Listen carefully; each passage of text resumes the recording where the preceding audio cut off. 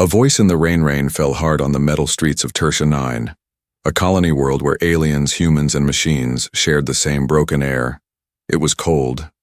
Not just the weather, but the people too. Lorena stood near a food stall soaked to the bone. Her thin cloak did nothing to protect her from the storm. She held her daughter close, a small, weak child wrapped in old cloth. The little one coughed, her skin pale blue and shivering.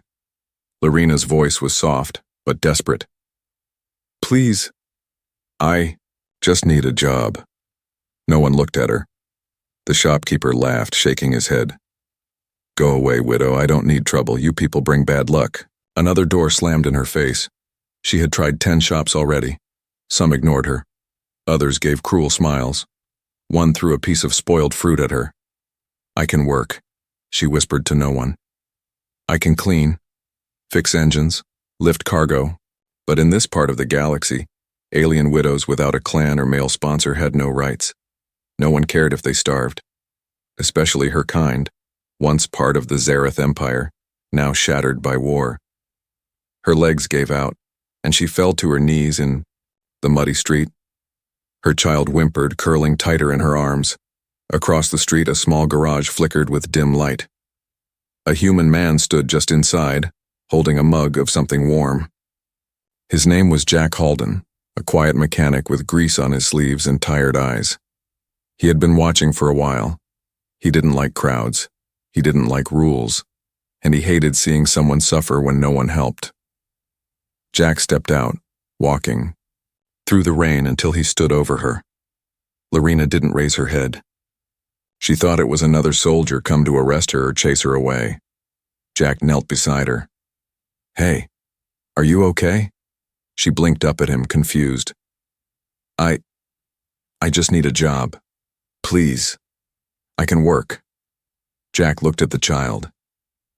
"She's burning up," he muttered. "You've been in this rain too long." Lorena nodded slowly, shame in her eyes. "I'm not hiring," Jack said carefully. "I don't pay well, and I don't like trouble." She lowered her gaze. "I understand." Jack stood up, then paused. "But come inside, just for now." She looked up sharply. You mean it?" "I don't lie," he said simply. He reached out his hand. With trembling fingers, Lorena took it. Inside the garage, the air was warm and smelled of oil, metal, and burnt wire. Jack sat her on a crate and handed her a towel and a metal cup filled with steaming tea. The little girl sipped it slowly. Her color returned just a little. Lorena held the cup with both hands, staring at Jack. Why what? Why help me?" Jack shrugged. "Someone helped me once, that's how I'm still alive." She said nothing for a while, then pointed at an old power core lying in the corner. "That's a Mark 7 converter, but it's miswired. If you power it up, it'll overload." Jack blinked. "How do you know that?" "My husband was an engineer. Before he died. He taught me." Jack raised an eyebrow. "You know machines?" "Yes." She nodded. "Very well." He stood and picked up a broken micro-engine. "Prove it." Lorena sat on the floor beside the tools, her fingers moving with quiet skill. In 10 minutes, the small engine purred like new. Jack stared at it. He didn't speak for a long time. Then, he said, "You're hired. No promises, no pay yet, but if you work, I'll feed you and the kid. Deal?" Tears ran down Lorena's face. She tried to speak, but her voice broke. She only nodded. Outside the garage in the shadows, a pair of red eyes blinked from under a hood. A bounty agent. He had been watching too. He tapped a button on his wrist. "Target confirmed. Alien. Widow located. Reward available." The message flew across the dark net. In the shadows of Tertia 9, someone was coming.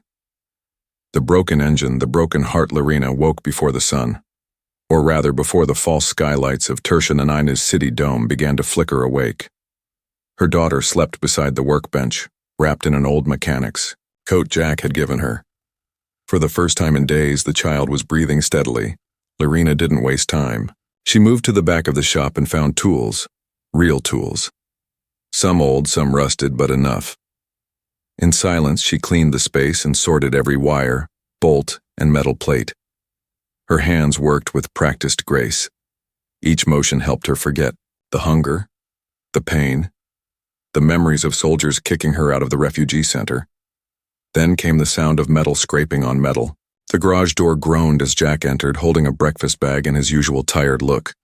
"You cleaned the whole place?" he asked. "I like things ordered," she said. "Chaos makes me nervous." He gave her a look, half impressed, half suspicious, but didn't argue. "Eat something," he muttered and dropped the bag on the table. "I've got a job, big one." She raised her eyes. "You want help?" Jack pointed toward the corner. A delivery hauler sat there like a dead beast, its power core blinking. "Red. Client wants this junk working in 2 days. That core is ancient. Could explode if we're not careful." Lorena stepped forward. "I know that model. Old Fleet series. I used to rebuild them for escape crafts during the war." Jack paused. "Escape crafts?" Lorena's eyes turned dark. "When the bombs fell, some of us tried to flee. My husband died rerouting fuel lines so others could leave. He told me to run. I didn't. I stayed to fix the last ship. Only a few made it." Jack didn't say anything. He just handed her a set of gloves. "Then let's see what you can do." For the next hour, the garage hummed with new life. Jack watched as Lorena handled the wires like an artist, scanning every inch of the system. Her fingers moved fast until she stopped. "This connection, someone tried to override it," she whispered. Jack walked over. "Tampered? Sabotage," she said. "On purpose. Someone didn't want this ship to fly again." Jack frowned. Why would a delivery hauler be targeted? Before she could answer, a loud knock hit the front metal door. Boom, boom, boom. Jack tensed. "I wasn't expecting customers." Lorena froze, panic rising in her eyes. The door opened. 2 city enforcers stepped in. Not police, private security, the kind paid to find people no one wanted around. One held a scanner. The other wore a black badge with a red line, Refugee Control Division. The taller one spoke. "Human, you've been seen harboring unauthorized labor. Where is the alien female?" Jack stood firm. "She's not labor. She's a guest. No law against giving someone tea and a blanket."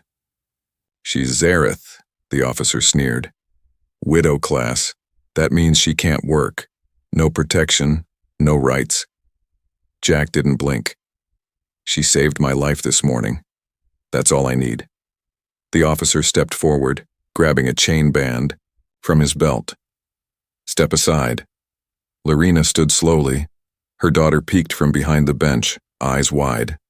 "Don't," Jack growled. "This is my shop. You'll be fined, maybe shut down. I'll survive." The shorter enforcer stepped forward to grab Lorena, but she moved first. Quick as a spark, she snatched a voltage rod from the table and raised it high. Not to fight, but to protect the child behind her. The message was clear. The room went tense. Then the scanner beeped. The taller enforcer looked at the screen, his face twisted in surprise. "She's not just a refugee. She's flagged. Zareth engineer class. Pre-war clearance. Someone's been searching for her." Jack's jaw tightened. "What does that mean?" The enforcer's eyes gleamed. "Means there's money on her head and someone just claimed it." He reached for his comlink. Crack! A loose engine bolt shot through the air and hit the device from Jack's small launcher tool. Smoke rose. "Oops," Jack said. "Guess my aim's off." The enforcers stared at him. Jack's eyes burned now. "You want to take her? You'll have to bring 10 more men. And a cannon." The officers looked at each other. "Not worth it, not today." They turned and left, slamming the door behind them. Silence returned to the garage. Lorena held her daughter tightly. Jack exhaled. "That was stupid. You risked everything," she whispered. Jack sighed. "Yeah, and now I have a target on my back too." He looked down at the hauler engine, still open, still broken. "Let's finish the job," he said. And for the first time, Lorena smiled. Just a little. She's not safe. Here that night, the city of Tertia, 9 never slept. Neon lights blinked above cracked towers. Air transport screamed past the clouds. But inside Jack's small garage, the world was quiet. Too quiet. Lorena sat in the corner holding her daughter close. The child finally slept, but Lorena's eyes were wide open. She had not slept in days. The enforcers knew her face now. That meant the mercenaries would too, those who worked in shadows for credits and blood. Jack tightened a bolt on the hauler's rebuilt engine, then turned to her. "You haven't touched your food." "I'm not hungry," he sighed. "You have to keep your strength. You're not safe here anymore." Lorena didn't reply. Her heart felt heavy. Everywhere she went, people pushed her away. Even now, after all Jack had done, part of her expected him to tell her to leave, but instead Jack said something unexpected. "There's a storage room below the garage," he said. "Not fancy, but hidden. You and your daughter can stay there until this mess dies down."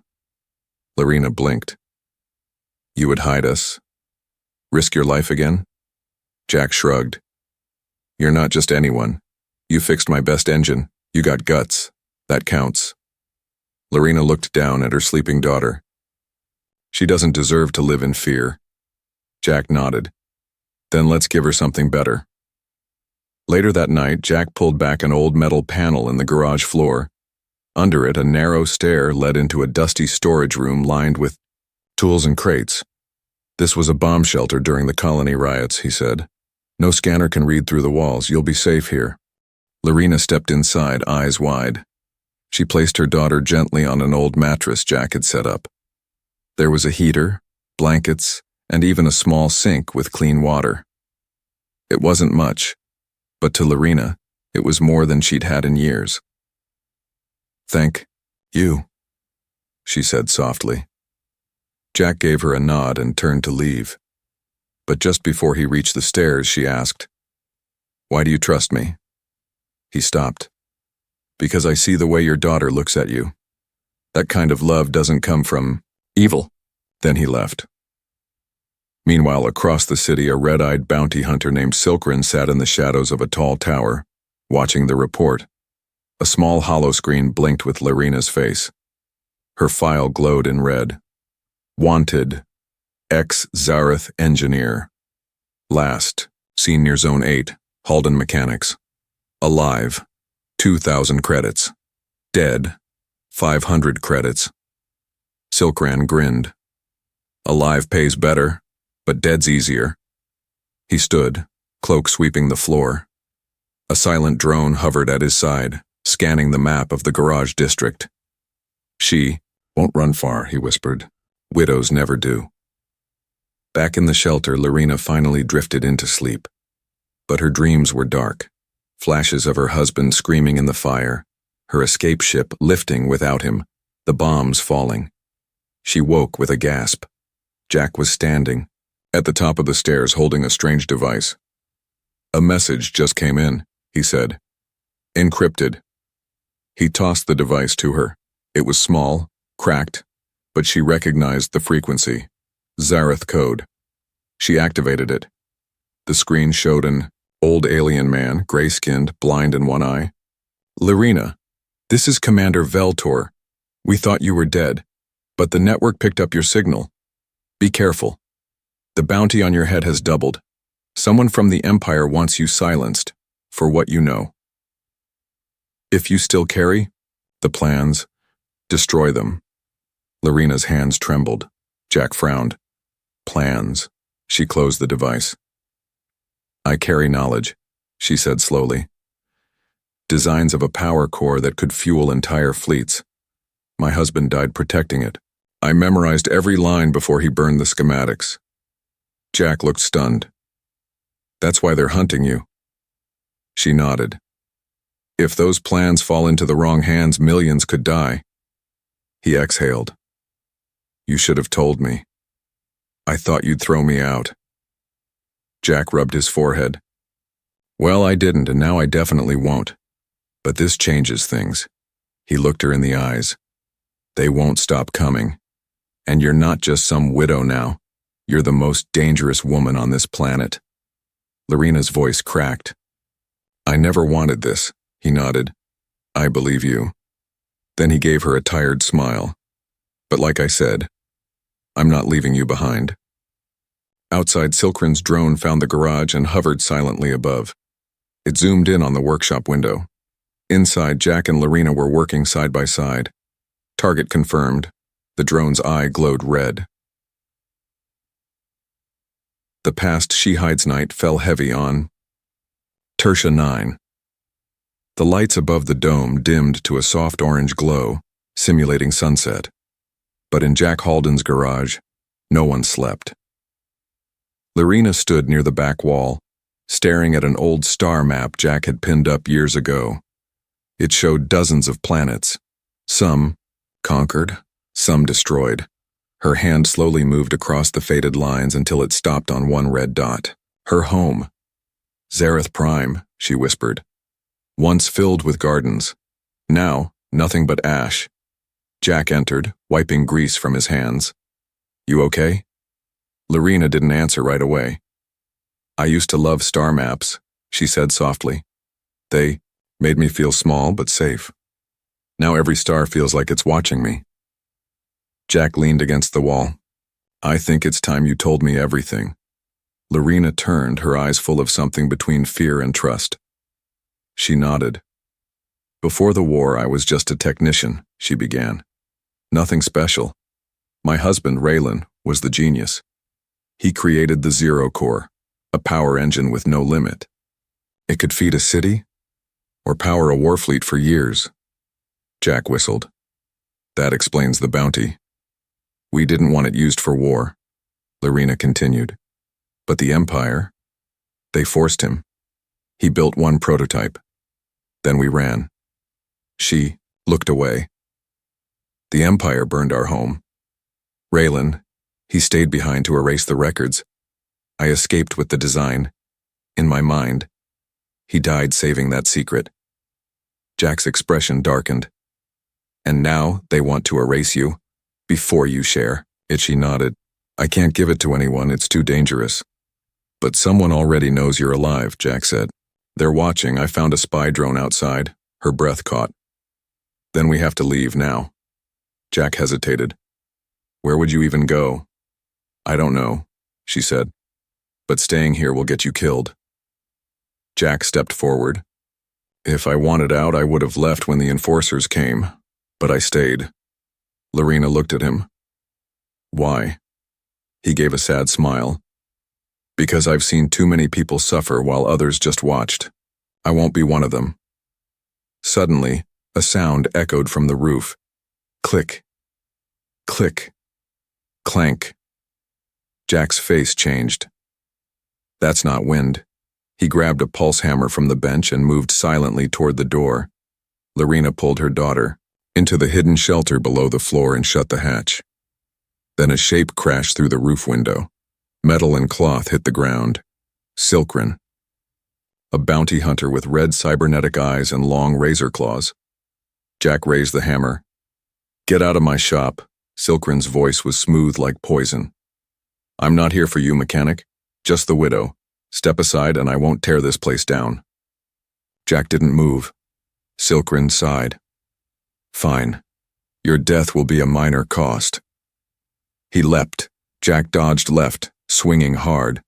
The hammer sparked against Silkrin's armor. The hunter slashed back. Jack's arm tore open. Blood sprayed the wall. Jack fell back, groaning. Then, zap! A burst of blue light hit Silkrin in the back. Lorena stood from the stair hatch, holding a laser cutter in both hands. Her arms shook, but her eyes didn't blink. Touch him again, and I'll burn your eyes out. Silkrin turned, surprised. You? The widow? She stepped forward. Not just a widow. I designed warships. I repaired engines in space while bombs fell. I built cores that could melt planets. She raised the cutter again.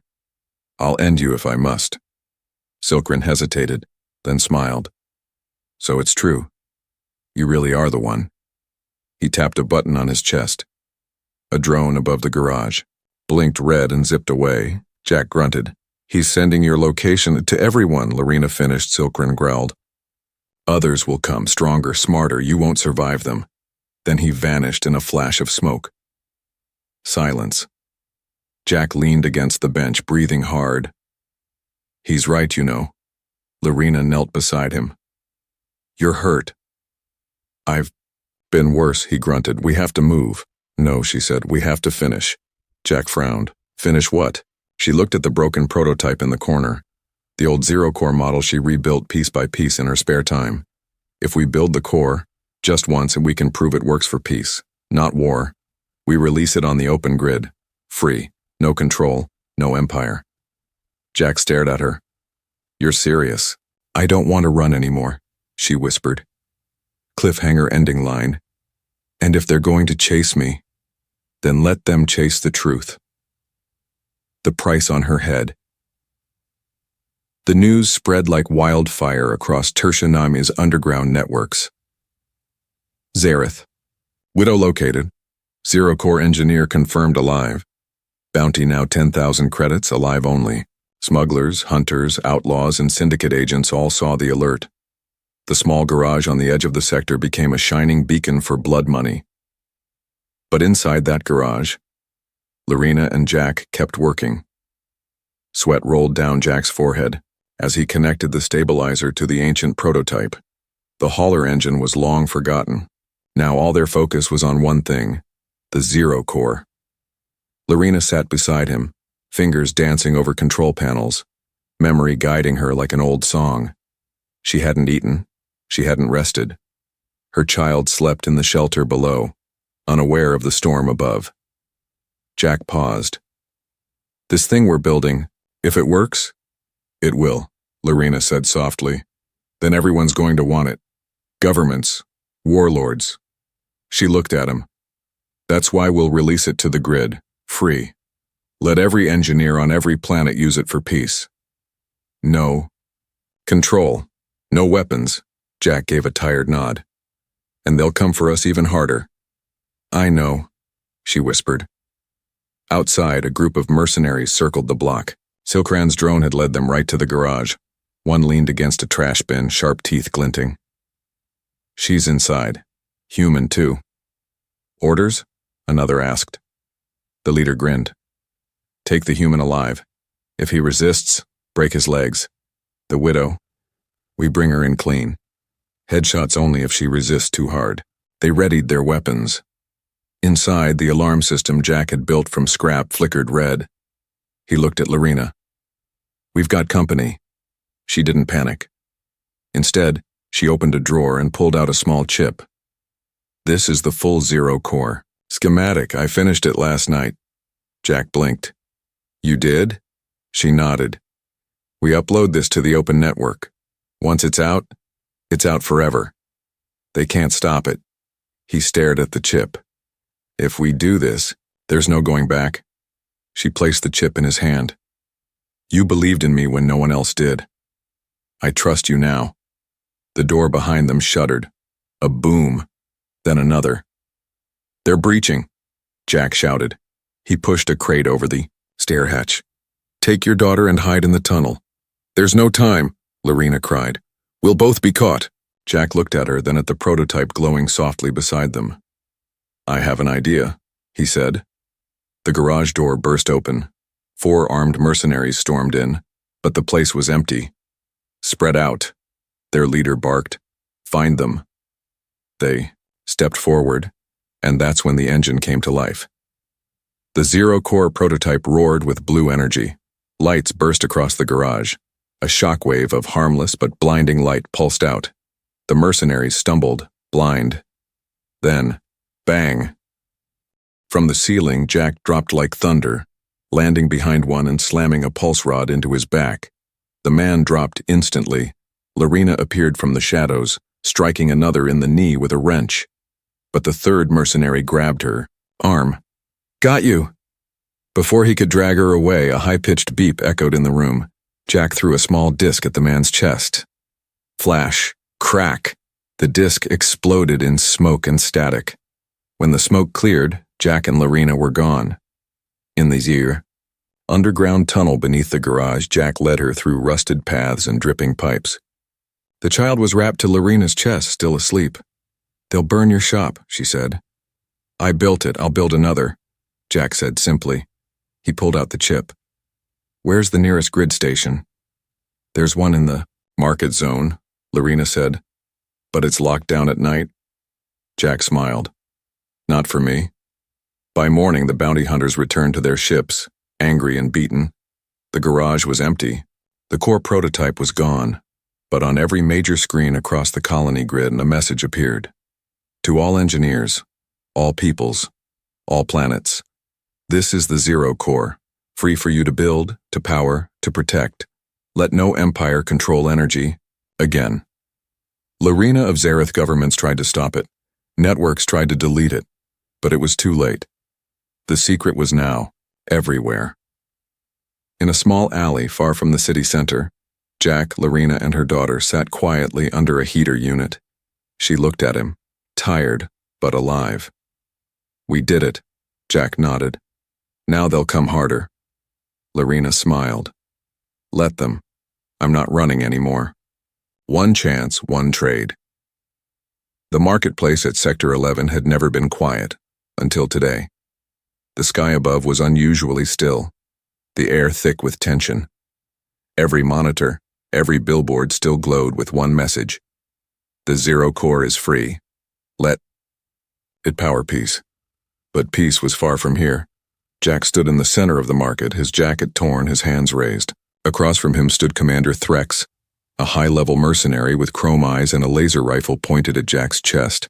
Behind Threx, held in a stasis cage, was Lorena's daughter, barely awake, her breathing shallow, a glowing collar wrapped around her tiny neck. You think you've won, human? Threx sneered.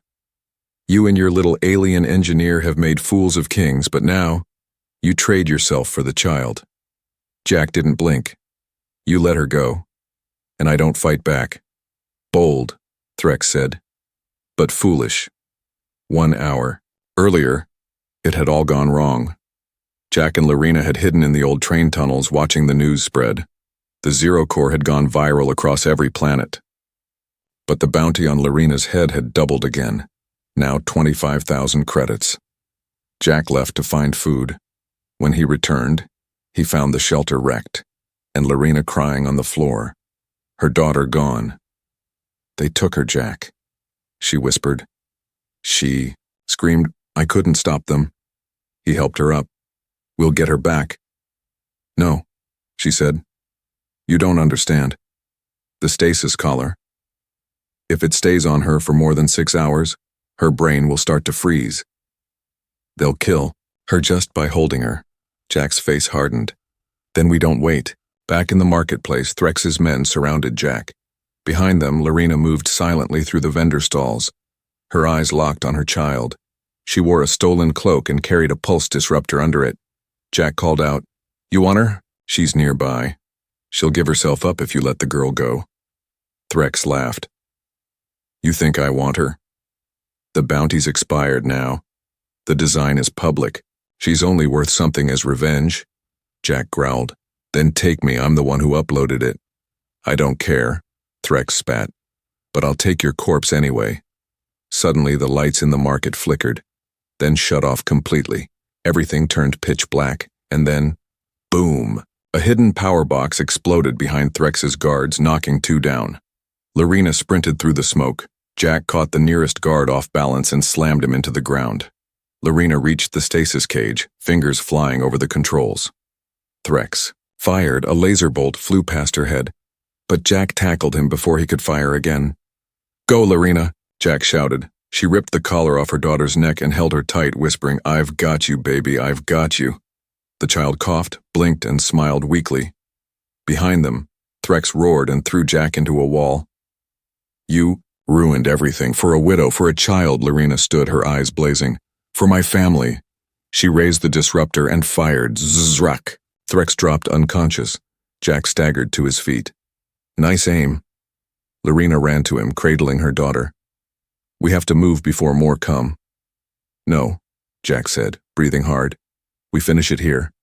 They left Threx tied to a vendor stall, with a public scanner broadcasting his bounty. Wanted for child kidnapping. By the time other mercs arrived, The market was full of law officers. Jack, Lorena, and the child were already gone. They found an old cargo ship hidden in the underbelly of the city, a place where no one asked questions, only took credits.